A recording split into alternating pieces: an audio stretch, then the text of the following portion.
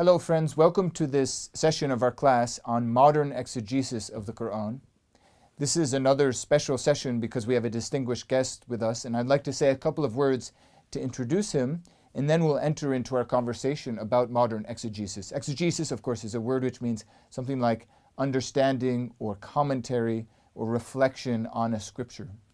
Professor Mun'im Sirry, who's our guest, is an assistant professor in the Department of Theology at the University of Notre Dame, and he also is one of the leading scholars working on the Contending Modernities initiative at the Kroc Institute for International Peace Studies at the University of Notre Dame. He did his PhD in Islamic Studies from the University of Chicago at the Divinity School there, and his work there contributed to a number of publications, and I thought I'd mention a couple of them. The first, perhaps the most prominent, is his book, which is Scriptural Polemics, the Qur'an and Other Religions, which we have here with us today. And he's also published a number of articles, including an article entitled Muslim Prayer and Public Spheres, an interpretation of the Quranic verse 945, and he wrote that along with a South African professor named Rashid Omar. And a good topic for the question which we'll address today, he wrote an article entitled What's Modern about Modern Tafsir, tafsir meaning exegesis, the Islamic word, or rather Arabic word for exegesis, and then the subtitle of that article, A Closer Look at an Indonesian Reformist Tafsir. With that, I thought we could turn to our topic now, and I can officially welcome Professor Sirry. Welcome. Thank you. Thank you for being here. No, thank you for having me here. So there's a lot to speak about. We've just had a session for our course on classical exegesis of the Quran, and now with you we turn to modern exegesis of the Quran, and I think we'll try to figure out, so what's distinctive? Sometimes people have this tendency of assuming that Islam never really changes, that everything's the same, and even scholars today are really medieval in the way that they think of things. And so I imagine we'll see that it's more complicated than that, but we'll discuss that together. I wanted to start with your book, if that's okay, Scriptural Polemics. In the introduction, you mentioned that generally, for all sorts of commentaries, it's important to keep context in mind. You say social and historical context. At one point you write this, sort of chastising scholars who have ignored context. You write, by removing these commentaries from the historical, social, and political context, it is impossible to fully understand them and their discursive context. Could you explain that a little bit? Well, why do you have to know context to understand a commentary on the Quran? Excuse me. Sure. Well, one of the purpose of that book is particularly to examine modern Muslim interpretation of difficult passages of the Quran that have been observed and have been viewed as obstacle to interreligious conversation. So I asked a very simple question: how their local and modern context shape their understanding of difficult passages of the Quran. Right. And therefore, to understand the local context and modern context that shape modern interpretation of the Quran, I examine modern tafsir written by scholars from different parts of the Muslim world, which include one from Egypt. Maybe I mention name because we will come back later on in our conversation. Rashid wrote a tafsir called Tafsir Al-Manar. Rashid Rida from Egypt, so Jamil Al-Qasimi from Syria, Tabat from Iran, Muhammad Jawad Maghriya from Lebanon, and also Hamka from Indonesia, as well as Abul Kalam Azad from India. So these 6 scholars I examine closely in their interpretation how local and modern context shape their understanding of the Quran. So I was going to ask, sort of connected to this, you sort of suggest, I think, in the introduction that context is particularly important for modernist tafsir, understanding more recent commentaries, vis-a-vis maybe classical commentaries. You've just mentioned that the scholars you've worked on in this book come from a wide geographical range, all the way from Egypt to Indonesia and many places in between. Could you speak to that a bit? I mean, why does context become more important in our efforts to understand modern commentaries on the Quran? Absolutely. As medieval tafsir commentaries reflect their own historical context, anthropological and political context, so to modern Quran commentaries.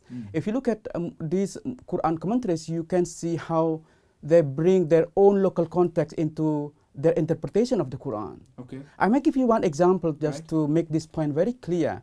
One of the 6 Quran commentators that I deal in that book is Hamka, Right. Indonesian The Indonesian Indonesian scholar. Yes. Hamka is a pen name. His full name is Haji Abdul Karim Malik Amrullah, meaning just acronym is Hamka, and he began writing his tafsir in the 1960s and 1970s. At the time, the issue of nominal Muslim was like hot issue. Nominal Muslim meaning that those Muslim who declare themselves as Muslim but never practicing the religion. As you know, that Indonesia is the largest Muslim country in the world, with more than 200 million Muslim there, and about 15% of the total population are Christians and many other local indigenous religions. So those indigenous indigenous communities, they prefer to call themselves as Muslim, representing the larger, because they feel safer to call themselves as Muslim. To be protected under the majority community. So they are Muslim on their ID card, but not really practicing Muslim. So that was like one of the hot issues in the 1960s and 1970s. So when Hamka interpreting the Quran, chapter 2, verse 62, which says that those who believe, Jews, Christian, and Sabian, whoever believe in God and the last day, and work righteousness, will have the reward with God. With their God. So when he interprets this, alladhina amanu, those who believe, which is often understood as referring to Muslim, he said that this is only name. So name is not important. Just like people who declare themselves as Muslim on ID card. Oh, I see. Yes. So I mean, he brings his own local context into the interpretation of the Quran, suggesting that name is not important. What is important is 2 things. One is belief in God in the last day, and the second one is doing righteousness. Right. So that is like the substance of the verse. It's not like the title, Muslim and or Jews or Christians. Right. Yes. So I was thinking, if we, on the one hand, emphasize context, in the modern context, in this case, the Indonesian context, which I think is your own background as well, it's Indonesian. So if we emphasize this on the one hand, which would sort of show how maybe what's distinct about modern commentaries on the Quran, surely they must also have an element in their work which is reliant on the classical tradition. Could you speak about that a bit? I mean, how reliant are modern commentators on the Quran on their the classical works? Right. The way modern Muslims, interpreters of the Quran, rely on classical commentaries varies from one another. Some are more heavily relying on classical Quran commentaries, others are not. Hamka, for instance, he relied on both classical and modern tafsir. Other modern tafsirs. Right. He heavily relied on both classical and modern tafsir. In his introduction to his tafsir, he delineate and explain his method as well as list of sources that he used in his interpretation of the Quran. So, for instance, he mentioned the 10th century Muslim exegete Tabari, as well as a tafsir by Rationality, 20th century tafsir. So he both rely on both classical and modern. Mufassir from Quran commentator from India, for instance, Abul Kalam Azad, he rarely rely on classical tafsir, but rather he rely on mostly Indian. For instance, he in few places he mentioned Shah Wali ad-Dahlawi, who is 18th century Indian Muslim scholar. So some of the scholars that I examine in my book, some are somehow critical to classical tafsir. That's interesting, because I would think that there'd be a notion that the earlier commentators, who are closer chronologically to the life of the Prophet Muhammad and the companions who were around the Prophet Muhammad and the successors, that there would be a notion almost of a golden age of commentary, that those would be the ones sort of closest to the messenger of God and therefore God's word. But it's not always the case. No, not the case. I can mention Rashid Rida, for instance, who wrote tafsir called Tafsir al-Manar. Who's the Syrian, originally Syrian, who worked in Egypt. Then he lived in Egypt. He was the disciple of the perhaps the most well-known Egyptian reformer, Muhammad Abduh, when he wrote this tafsir, he criticized classical Quran commentaries, saying that you can find everything in classical tafsir except tafsir itself. So when Ar-Razi, for instance, medieval Quran commentators, when he interpret as-samawat wal ard, meaning the heaven and the earth, he used the astronomy and all this thing, which has, according to Rashidida, has nothing to do with tafsir itself. So actually understanding God's word. Right. And another Shiite scholar, Tabatabai, he also critical of the historicity of the occasion of revelation, which is one genre in the tafsir tradition, meaning that to understand the Quran, you have to understand the circumstance in which certain parts of the Quran was revealed. So the historicity of the report regarding these asbab an-nuzul, of the occasion of revelation, was put into question. Okay, right. Interesting. So we see this dialectic or this conversation in almost tension at times that goes on between modern and classical commentators. Right, exactly right. Something that's different, of course, for a modern commentator is modernity. Yes.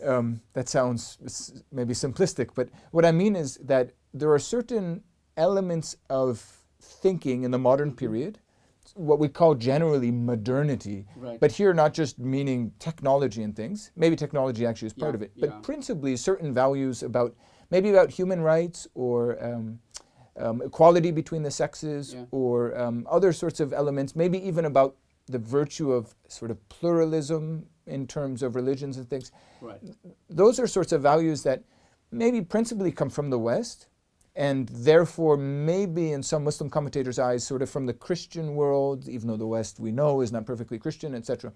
But how important are those in exerting pressure on the way that modern commentators went about understanding the Quran? Does that make sense? Yeah. I mean, if you look at modern Quran commentaries, they certainly deal with both the classical sources, but also the project of thinking Islam in light of the challenges of modernity. So the rapid change that caused by migration, transportation, and communication, for instance, what people call as a global village right now. So this kind of a pluralized world has become a big issue among modern Muslim commentators. So when they look at the Quran, when they think of the Quran, they try to find a solution. They try to find guidance to answer this very basic question: how to make the Quran relevant in the modern context? How to make the Quran? What is the role of the Quran in the modern context? So maybe I can give a specific example. Maybe you have a better one than this. But I'm thinking about the verse we find in the fourth surah that seems to give license to polygamy, at least was traditionally understood. I think it's the third verse in chapter 4 of Surah An-Nisa, or the chapter of the women, which speaks about maybe the permission to marry 2 or 3 or 4 women. It seems to say that. Maybe there's an allusion to concubinage, also to having a concubine. But it also says, if you're afraid of not doing justice to your wives, then one is better. Maybe you could speak a bit about, in the modern context where polygamy, at least through the lens of Western values, is frowned upon, has that had an impact on how Muslim scholars interpret this verse? Right. Let me say something about the context of the verse itself, because it seems like this verse has been much discussed by scholars. And certainly Muhammad Abduh and Rashidida, the two modern Muslim commentators of the Quran, deal with this verse extensively. Because according to general understanding of the verse, that Islam allowed for up to 4 wives. The verse saying that if you find a good woman, you can marry 2, 3, and 4. But then the phrase following that sentence is saying that if you are afraid that you will not be just, then only one, fawahida.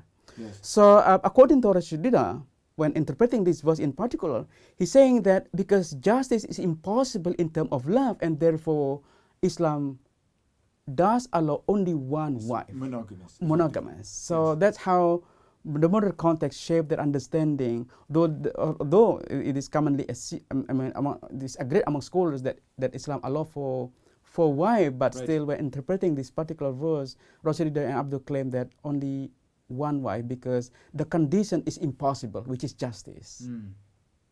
So that's an example of a scholar, in this case Rashid Rida, Right. who sort of says, negotiates things with modernity, Yeah. if this is the right term. Maybe you can correct me yeah. on this. But sort of negotiates, says, actually, we agree with this modern value of monogamy, if it's in a modern value, but we agree with monogamy, and Islam actually properly understood as monogamous. Are there other commentators who sort of push back against that, who say that Islam should be understood strictly as it has been always? For example, I don't know if this is a good verse, but this verse suggests that you can marry up to 4 women, maybe even have concubines, and that's it. I don't care if we're looked upon sort of negatively by Western non-Muslim eyes. Our teaching is what it is, and we're not going to change because of modern pressures. Of course, there are diverse approaches to the Quran. What I just mentioned is a kind of modernist interpretation of the Quran. Right. And there are other approaches that seem to push back the challenge of modernities, the concept of modernity, and more focusing on how to purify the Islamic teaching, in spite of the fact that that it is very difficult. What do you mean by purifying the teaching? Right. What is the most authentic teaching of Islam? Yes. And this tendency is generally called as Salafi tendency of interpreting the Quran. It's difficult because even in the classical commentaries, there are many different voices that you find there. Right. So the Salafi interpretation of the Quran seems to suggest that what makes Islam backward is because we turn away from Islam. So what they want to do is to bring back the pristine teaching of Islam, which is the first 3 generations of Muslims. Right. So to bring back, this is the reason why they were called Salafis, because the word Salaf itself means the forefathers, meaning the first 3 generations. Yes. So this is the generation what they call as the most pristine teaching of Islam. Right. So we find both there. Yes. I wanted to turn to maybe the principal topic that is sort of your path to exploring modern exegesis in your book, which is the question of the Qur'an's verses on other religions and the relationship between Muslims and other believers or unbelievers, depending on the passage, how they're described. A brief anecdote maybe is a good way of starting this, which is I gave a talk once about the Qur'an and the Bible, and after the talk, a Muslim came up to me, along with a Christian friend of his, and he said, there's this verse in the Qur'an in chapter 5, Surah Al-Ma'idah, which says, O you who believe, do not take the Christians and the Jews as friends. As you know, the Arabic word is awliya. So he said, as friends. He said, well, how do you understand this? Does this mean I can't be friends with this guy next to me? So I wonder, I don't know if you want to speak about that particular verse, but how do modern exegetes deal with passages like that in which the Quran seems to take a strident or confrontational position vis-a-vis Christians, Jews, and other non-Muslims? Well, the Quran itself has no coherent position with regard to how Muslims should ethically treat the other, right? You can find in the Quran passages that seem to promote the idea of tolerance, that non-Muslims should be tolerated. And even verses that seem to extend salvific promise to the other. So on the other hand, you can also find in the Quran those passages that seem to promote more violent attitude toward the other. So there is no coherent attitude in the Quran. And this also reflects in Muslim understanding of the Quran itself. So one way to synthesize these 2 conflicting positions of the Quran is that they refer to what they call as asbab nuzul, the occasion of revelation, in order to make sense of this conflicting position.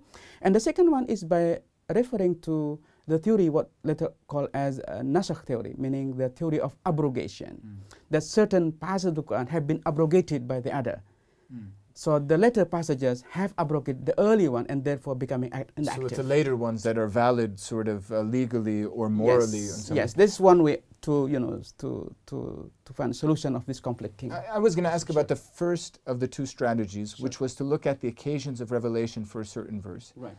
Let's say you do this, and I guess my question is, what's the point or what's the goal? So let's say you have a certain verse, maybe the one I spoke about not taking Jews and Christians as friends. they're friends of one another, it says. Yeah. Is that a way of saying, well, this verse really matters for the days or the time of the Prophet? It doesn't apply anymore in the 21st century. Yeah, this is one strategy that modern Muslim scholars develop in a way they interpret these difficult passages, these passages that seem to allow for violence, right? So they try to particularize the Quranic discourse. Right. Instead of saying that this verse is universal in the application, they say that this verse only applicable in certain circumstances. But the Quran is still the word of God. Sure, they And all of it, all 114 surahs, right? All 114 surahs are the word of God, but they were revealed in certain circumstances, and it take local context into the verse of the Quran itself. So the Quran, to some extent, reflect its own historical context. So it's, you see, the task of the interpreter is complicated. Sure, it sure, involves it is, yeah. Yeah, understanding, in a sense, the context in which the Quran was originally revealed or proclaimed, depending on your perspective, and also thinking about its application in the modern context. So there are different sorts of contexts to keep in mind. Right. Both context, both the Quran, when the Quran was revealed, and also the context of interpreter themselves, right? So both, yeah. Can I ask you about another specific verse, which is, we were speaking about Quran 5, which is this bit about friendship with Jews and Christians, but there's another verse which is sort of difficult to wrestle with if you're interested in the peaceful relationship between different religions, which is Quran in Surah At-Tawbah, or chapter 9, verse 29, which it commands, it seems to command the believers to fight against the Jews and Christians. Right. Maybe, because it's a bit complicated. It says those who don't believe in the last day don't establish religion as it should be established, etc. And then from among the people of the book. From among the people of the book, exactly. So it seems to though ultimately encourage some sort of opposition to Jews and Christians, maybe even fighting, because that's the word, right? قَاتِلُوا الَّذِينَ لَا يُؤْمِنُونَ, etc. How does a Muslim more inclined, I don't know if it's Hamkar or someone else, inclined towards pluralism, deal with that sort of verse? Well, they find ways to interpret the verse differently. One is by looking at the context of revelation itself, saying that this verse was revealed in certain particular context when Jews or Christians were hatred to Muslim, right? Only in that hostile environment that this verse can be applied. And secondly, by saying that even those ideas such as the jizya in the Quran, right? The jizya in the verse, because which is this word that seems to mean a poll tax that Christians or Jews right? would And pay. the verse itself, chapter 9, verse 29, mentioned the word jizya, which is only, this is the only one in the Quran that the word jizya was mentioned, right? So Rasulullah, for instance, when dealing with this verse, saying that this idea of jizya is not Quranic invention. This idea and practice has been there in Arabia before the coming of Islam. So this is not an Islamic invention, and therefore it is a political institution rather than what Islam really wants in organizing, Muslim, non-Muslim citizenship in Islamic land. Yeah. Great. I wanted to ask two more questions. That's okay. Then I'll let you be in peace. No, it's a very wonderful conversation. Yeah. So you have one of the sections of your book. It's actually the subtitle to one chapter. You use a question for it, which is the Quran supersessionist? Yeah. Some of our students might know this term from conversations about Christianity and Judaism. Right. But here you're using it in terms of the Quran. Could you explain the term, what that means, and how it applies to the Quran? So yeah, the term supersessionism in Arabic is called nasakh, meaning abrogation. This theory of abrogation is basically primarily dealing with that certain passages of the Quran abrogate the other. Right. So somehow. Internal abrogation. But then later on, this idea of abrogation is expanded to include that Islam abrogate pre-Islamic religion, including Judaism and Christianity. Certainly this idea is not in the Quran. Right? The Quran only mentions that one certain passages abrogate the other. So the idea that Islam abrogate the other, meaning that the coming of Islam, the advent of Islam, but by the time Islam come, then therefore all other religions have been abrogated. This is a later development. It's not in the Quran. The Quran, if you look at the Quran in fact affirms the divine origin of all religion, right? Notably Jews and Christians, in the sense that they receive divine revelation. Right. In the Quran, you use the word musaddiq, meaning confirming what have been revealed to both Jews and Christians. So the idea of abrogation, that Islam supersede is Quranic religion, is basically later development. But I mean, we have verses in the Quran which seem to say very clearly that the only acceptable religion is Islam. Right. You know, inna dina andallahi al-Islam. Religion, if that's the right translation, religion with God is Islam. Another one in Quran chapter 3 says, whoever chooses a religion, deen again is the word, other than God will be a loser. Right. So how can the Quran not be supersessionist? Well, some Quran commentators, including the modern one, argue that the word Islam there doesn't refer to the name of religion brought by the Prophet, by Muhammad, but rather Islam in its generic meaning, meaning submission. The actual meaning of the word, the Arabic word Islam. The literal meaning of the word, which is submission, or submission to the will of God. So in the Din and Islam, the true religion with God is submission to God. Basically, that one way to interpret the verse. And the other way is that you look at, as I said earlier, that there is a passage that seems to suggest that Islam is the only true path to salvation. Right. But there is another verse in the Quran that seems to open for the possibility of the plurality of religion, that all other religions should be tolerated. One example is chapter 2, verse 256, I guess, saying that la ikraha fid din, meaning there is no compulsion in religion. And another, I think verse 6 in chapter 109, saying lakum dinukum waliyadin, meaning for you your religion and for me mine, meaning that even though Islam claimed to be the only true path to salvation, but it also allows for the possibility of religious pluralism, meaning like the plurality of religion. So we can see how much, I think this is an important lesson from our conversation with you, how much rationality plays a role in Quranic interpretation, maybe particularly among modern exegetes, but also in the classical period in different ways probably, but just to think that a proper understanding means studying a word like Islam. What does that word actually mean? Or I used the word in my long drawn out question.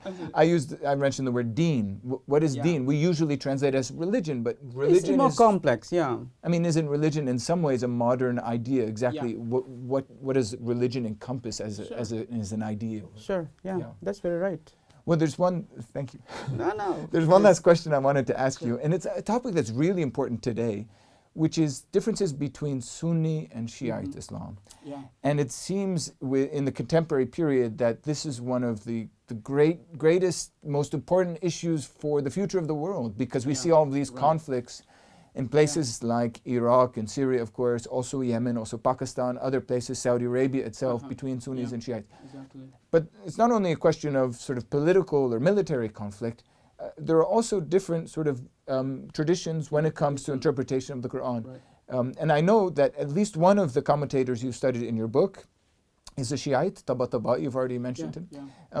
Could you speak a bit about, is there anything distinctive about a Shiite approach to the text vis-a-vis a Sunni approach? Yeah, of course there are some distinctive approaches to the Quran among Shiites, but let me say this first, because there are some overlapping views also, meaning that certain approaches were adopted by both Sunnis and Shiite Muslims. We shouldn't exaggerate and think that they're completely independent. But of course, on certain issues that deal with their contested theological issues between Sunnis and Muslims, they differ significantly, especially on the question of the question of leadership, the question of imamat, because as you know that Sunnis and Shiites approach the question of imamat differently. For Shiites, imamat, I mean the leadership after the death of the Prophet is appointed through divine designation, meaning that Ali Right. who is Wasn't the elected. cousin and Muhammad, Right. son-in-law, Yes. according to Sirry, was appointed as his successor Yes. through divine order. Right. That Muhammad himself chose him as his successor. Right. Well, according to Sunnis, the leadership is appointed through the consensus of the community, meaning that Abu Bakr, according to Sunni understanding and according to Sunni understanding, Right. was appointed as a caliph through consensus of the Ummah. Yes. So when dealing with this question of the appointment of leadership, they differ significantly, including the verse that you just mentioned in chapter 5 of the Quran, verse 3, I guess, which says that Al-yawma akmaltu lakum dinakum wa atmamtu alaykum ni'mati wa raditu lakumul islami dina. Today I have perfected your religion and I have completed my favor upon you and I have pleased for you Islam as your religion. Yes. So in the Shiite understanding of this verse, the idea of completion, that Islam is the perfect and complete religion, is because Muhammad has already chosen Ali as his successor. So the community somehow will pass on after the death of the Right. Prophet to a new sort of leadership or guidance, divinely chosen. Right, that and of therefore Ali. Islam become complete, perfect. But Sunni understanding of this verse, they understand differently. Right. They often avoid, alluding to, referring to this in this verse in terms of the historical context of the verse. Right. But rather understood the completion in terms of either that Islam supersede the other, is the only true path to salvation, or that Islam allow for more reason to play, more ijtihad, and therefore it can adaptable to different circumstances, and therefore it is a perfect religion. Right. Right. Okay. Well, this is fascinating to see that we began with sort of the diversity of different contexts. You mentioned the Indonesian example from your own country, Right. Indonesia, of Hamkar, and how the social and political context of Indonesia leads to certain interpretations. But we also see on a sectarian sort of question that there are certain elements which are distinctive for Shiites or Sunnis. So maybe this is a good lesson to conclude with, that there's great diversity and complications involved in the task of interpretation. And of course, it's immensely important, I think, because so much of how Muslims going forward will understand the text of the Qur'an is a function of interpretation. It's the text itself isn't everything, it's the interpretation also. So, yeah, I agree. Thank you. It's been a delight speaking with you and an education. It's my pleasure. Thank you. Thank you.